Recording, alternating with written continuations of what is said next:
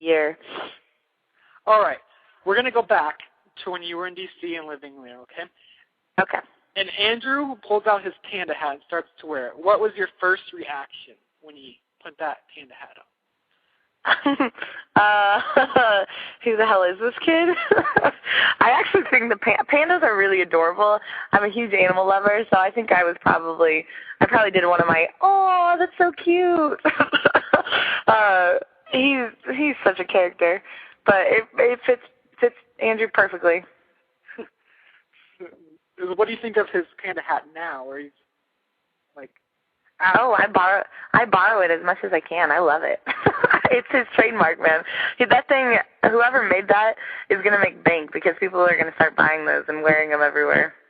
Andrew better be watching out. There might be a new pimpin' panda. I know. Someone's going to step up and take his game. Okay, we're going to get to the most serious aspects of the season they have aired. And one of the major ones is Callie's having a sensitivity to when somebody said she was overweight.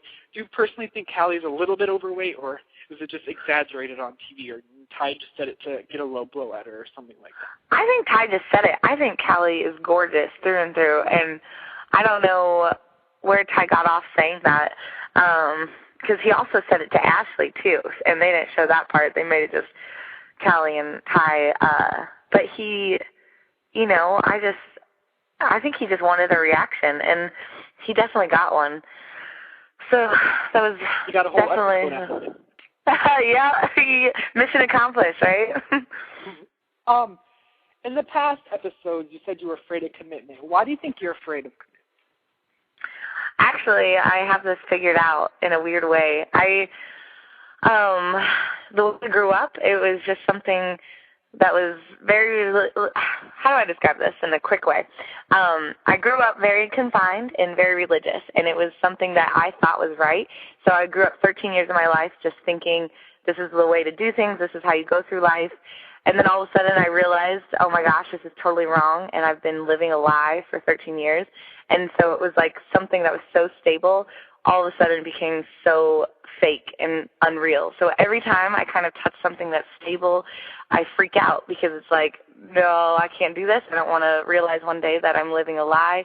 And it's this weird cycle in my mind that as soon as I stop flying and settle down, that things are going to go wrong. So it's kind of a messed up way of thinking, but I don't know if I can ever fix it. I completely understand your reasoning. I don't think I could see myself settling down with kids or anything in the near future. Yeah, I mean, we got life to live. Yeah, basically you just want to live your life to the fullest and not have anything tying you down, right? Exactly. I have so much to see, and I think people, I mean, as much as people say that having a relationship doesn't tie you down, it really does. It's time-consuming, it's exhausting, and until I can find someone that's going to, push me and keep me up, or keep up with me, I guess, in a way, I'm definitely going to stay single. All right, I have a question. We have a chat room going on here. One of them asked you, is it weird seeing yourself on TV? Yes, it's terrible. I hate it. I don't really like watching them at all. I try to avoid, I watch bits and pieces, but I'm very, very hard on myself in every way of the word. And so I just have to relax and realize no one's perfect. And if I look like crap that day, so what? We all have our moments. So I asked Andrew that same question. He was like, yeah, one day I woke up with this huge zit on my forehead and I see him on TV, and he just went on and on. It was kind of funny. Yeah, it's just so hard because, who wants to watch themselves that much? I mean, I guess some people, Josh probably likes watching himself that much, but the rest of us, not so much. All right, I'm going to give you a chance to clear the air here, okay? What happened between you and Ty? Dun, dun, dun. Well, Ty and I mean, we actually are kind of fun together. We're competitive. We thrive off of each other. Our personalities just work. So we were having fun and just in the moment, flirty, banter, whatever. And then it got a little bit more serious, and that's when everything happened where I was just like, I don't want to be serious. We just got here like 2 weeks ago. I don't want to I'm never going to put a guy or a girl first. And I felt like I definitely didn't want the focus of my time in D.C. to be a significant other or a person. I wanted it to be on my experience there and what I did there. So I kind of just decided that it wouldn't be something healthy or productive and tried to end it as much as possible. Yeah, that's probably a good thing on your part, because kind of a free bird. Yeah, I think it would have been more of a disaster if I played along with it for a little bit. And I don't know, I'm one of those people I get bored easily, and I knew it would get messy if we would have kept things up, so. All right. Do you think, okay, another thing to clear the air on, do you think it was really appropriate to spit in his face? Oh, my God. I mean, I do feel kind of bad about it, but I really didn't mean it in any disrespect. I was just kind of like, I was a little bit intoxicated as well, and he was on top of me for a really long time, and he was, like, holding on to me tight, like, slamming me against the ground, and I honestly had no idea what else to do, and it just kind of came out. And it worked, I guess, but I do feel bad looking back, because most people see spit as a sign of disrespect or a big F you, and that was the last thing I ever wanted. So, yeah, maybe I should have not done it, but I guess it worked. So basically you're saying people do stupid shit when they're drunk, right?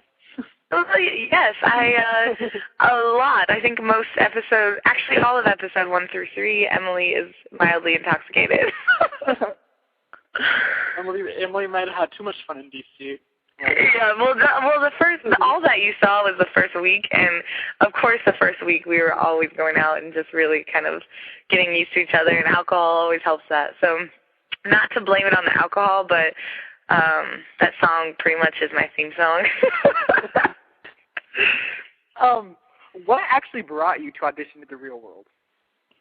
I like my story, actually. I was working at Starbucks here on campus, and this guy kept coming in, and I don't know if we were, like, flirting or what was going on, but he was so much fun to talk to. And I asked him, I was like, so are you auditioning for the real world? Because the auditions were next door.